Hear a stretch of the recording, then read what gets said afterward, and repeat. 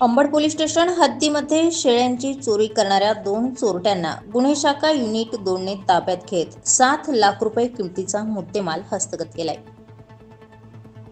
नाशिक शहर पोलीस आयुक्त संदीप कर्णिक, पोलीस उपायुक्त प्रशांत बच्छाव, सहाय्यक पोलीस आयुक्त संदीप मिटके यांनी नाशिक शहरातील मालाविरुद्धचे गुन्हे उघडकीस आणण्याच्या सूचना दिल्या।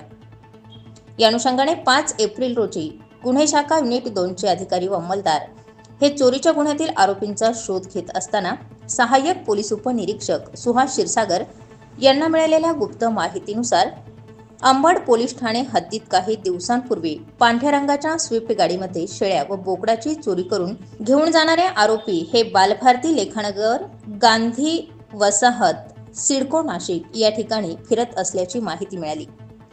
मिळालेल्या माहितीनुसार सहाय्यक पोलीस निरीक्षक हेमंत तोडकर, गुन्हे शाखा युनिट 2 यांना ही माहिती देऊन कायदेशीर कारवाई करण्याचे आदेश दिले।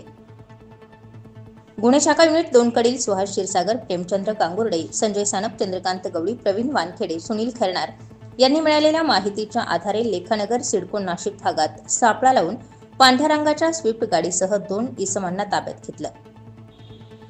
त्यांच्याकडे चौकशी केली असता तोहीद उर्फ अमन आतिश खाटीक, मणी बहादूर रामचस या दोघांनाही ताब्यात घेऊन चौकशी केली असता त्यांनी गुन्ह्यातील चोरी गेलेल्या शेळ्या व बोकड चोरी केल्याची माहिती दिली।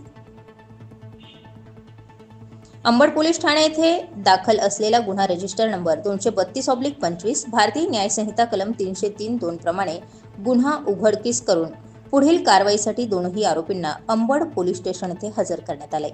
सदरची कामगिरी पोलीस आयुक्त संदीप कर्णिक, पोलीस उपायुक्त गुन्हे शाखा प्रशांत बच्छाव, सहाय्यक पोलीस आयुक्त संदीप मिटके यांच्या मार्गदर्शनाखाली गुन्हे शाखा युनिट 2 कडील सहाय्यक पोलीस निरीक्षक हेमंत तोडकर, सहाय्यक पोलीस निरीक्षक डॉ. समाधान हिरे, सुहास क्षीरसागर, प्रेमचंद गांगुर्डे, गुलाब सोनार, संजय सानप, चंद्रकांत गवळी, प्रकाश बोडके, प्रवीण वानखेडे, सुनील खैरनार यांनी पार पाडली। स्टार 24 फास्ट न्यूज साठी दीपक अंभोरे सह गौरव पाटील, नाशिक।